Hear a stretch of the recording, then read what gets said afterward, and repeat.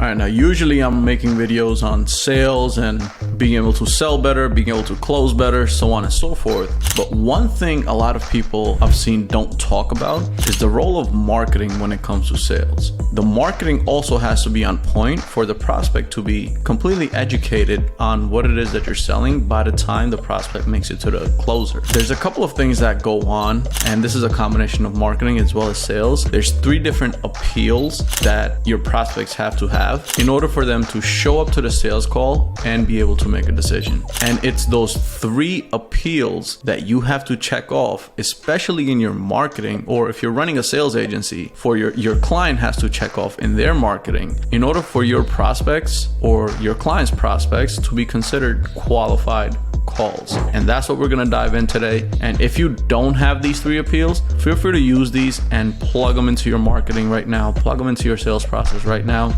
and subscribe, like, share, all that good noise. Let's dive in. All right, so building trust and convincing prospects to see your solution as the key to their success nowadays especially requires a lot more than just talking, right? In today's market, every other 18-year-old has a business. Everyone is claiming to be able to do all these things when in reality they cannot. The access and ability to start a business from scratch, especially a service-based business, is readily available for any aspiring entrepreneur. Now, that's good as well as a bad thing. It's good because it gives everyone an equal opportunity to genuinely get out there, work hard, communicate with their audience, build a business, and the life that they want. At the same time, that same reason, it's bad because it's so easily accessible, right? And a lot of service-based businesses can easily become a commodity, especially when they don't know what they're doing. Why? Because there isn't something inherently special about you or your abilities that someone else can't eventually do. This is especially true if you don't really have true skills, you don't understand infrastructure, you don't know how business works, you're not really good at the things you say you're good at, you're just copy and pasting what someone else is doing. Immediately, you will commoditize yourself relatively fast. Now, this is especially true when it comes to marketing, right? You've got to check off all the boxes, and these are the appeals we're going to go over today that your prospects need to have for them to be able to go through your sales process and turn them into a paying client from a total stranger. So the first one is logical appeal, data, stats, and proof. So number 1 is facts, right? Don't just tell them your product is amazing. Show them how it works, or your service. In today's day and age, hoarding your quote unquote secret information or your how-to will do nothing but hinder your progress. Instead, give away your information to the public. Give away your how-to the public and charge them a premium for the implementation. Take fitness, for example, right? A third of the Western world right now is overweight. Right? We all know how to get in shape. We all know how to lose weight. Eat less, move more. There's other nuances that go in it, but you get my point. But for some reason, I can just Google right now and find out 10, 20 different ways how to lose weight. But people still struggle to lose weight, right? It's not the how-to. That information is out there. It's the implementation in their specific life, in their specific situation that they need help with. And that's what you need to be charging for, especially as a service-based business. Not for your how-to. We're not out here selling courses. And if that's what you're looking to do, this is not the channel for you. Next is data. Once facts are squared away regarding your product or service, stack data on top of your facts, meaning show the trends you see in the market, right? Actual tangibles that not only you, but all your prospects can see to validate your service, validate your approach, and all that good stuff. Industry reports, market research, relevant statistics that will add credibility and weight to your marketing messages. Next is proof. There is nothing like actual proof that your services actually work. As human beings, we don't want to be the first to test something, right? We don't want to be the guinea pigs, but we're more inclined to buy something that has been repeatedly tested successfully by others. So that could be testimonials, case studies, daily screenshots of progress of your clients, whatever have you. And a pro tip here, don't be overwhelmed with information. Choose data points that are concise, impactful, and directly relevant to your prospects' specific needs. Next appeal is the emotional appeal. First one is logical, next one is emotional. Tap into hopes, fears, aspirations, And we're going to dive into that now. Emotions, people buy based on emotions, not just facts. Facts give people like a baseline, but after that, your marketing also has to hit an emotional nerve for your prospect to proceed to the next step, i.e., opting into your page, giving you information, so on and so forth. Desires and aspirations. You ever notice how marketing campaigns will always talk about the coveted goals of their niche? For example, if I'm marketing to obese people, I'm talking about the desires and aspirations of those obese people. Six pack abs, shirt off on the beach, looking amazing. If I'm talking to someone who wants to transition into making money online, that's what I'm talking about. If I'm talking to someone who wants to make six figures a year, that's what I'm talking about.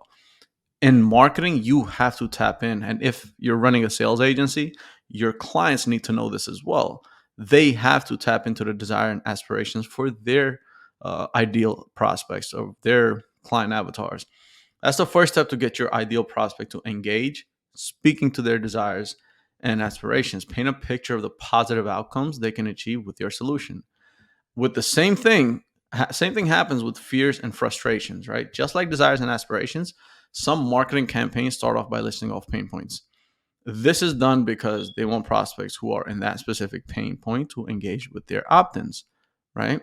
Acknowledge their pain points, demonstrate how your product or service alleviates those anxieties. Next is storytelling. And this is where your creativity has to come into play, right? You actually have to test, you actually have to get creative, think outside the box, trying different stories, trying different angles for your marketing campaign, trying different positioning of your offer or your client's offer if you're running a sales agency.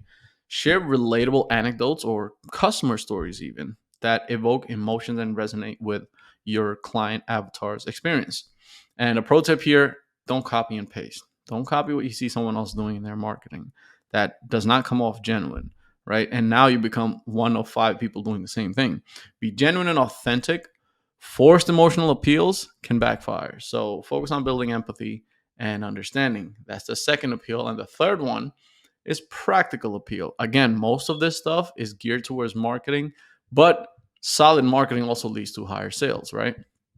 Practical appeal, solve their problems, deliver real value. Cut to the chase. Don't get lost in the features. Focus on the benefits for them. That's all that matters. So if you're running five different ad sets, have five different benefits for five different problems that your service or product is solving. Never rattle off features and benefits of your service, especially when marketing. All right. There's only some exceptions to this. If you have a super duper niche down market and there's only two or three problems, then maybe you can do this. And it varies by depending on the clients that you have. So there are some exceptions, but 9 times out of 10, you don't have to do that. Clearly explain how your solution solves their specific problems. Don't make them guess how it fits their needs. Talk about a specific pain and your unique solutions to that pain, and then move on to the next pain, then your unique solution. Your solutions cannot be something everyone else is doing or something anyone can do, right? Your quote unquote unique mechanism, and this is something we'll get into another video, has to come into play.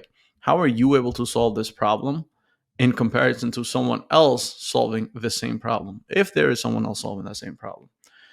Quantify the value proposition. You have to offer them some sort of value in return for them. Let me change that here. For them to enter your sales process, which is becoming a lead, right? Marketing is just having a message out there, and out of 100%, 3% of people are always looking to buy whatever it is that you're selling, and that becomes a lead, right? But you don't have a lead unless you have their name, email, phone number, one of your sales team to contact them, setter, SDR, triager, whatever that might be. With the amount of noise in the market today, prospects are bombarded with advertisements, and they're all more creative than the last one.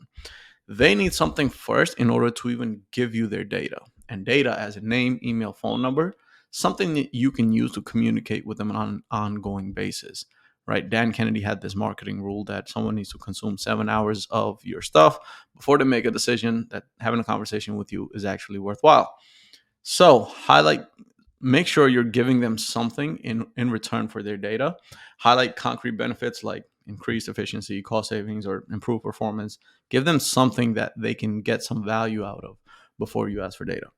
Focus on ROI. This is on some offers. This speaks more to the logical side of things, but if applicable, demonstrate the return on investment they can expect, whether it's monetary, physical, social, emotional, whatever it might be. And pro tip, tailor your value proposition to each individual prospect and their unique situation. And this is why running multiple ad sets is important, because if you have a certain type of prospect and there's 3, 4 different pains that your solution can offer, you want to hit every single pain point. You want to hit every single solution, right? And then eventually you'll find out which marketing is working the best for you, so on and so forth. But that's just a testing phase. But yeah, that's the 3 appeals. You have logical, emotional, and practical appeals of your offer or your client's offer. Hopefully, you guys got some value out of this, and I'll see you on the next one. Peace.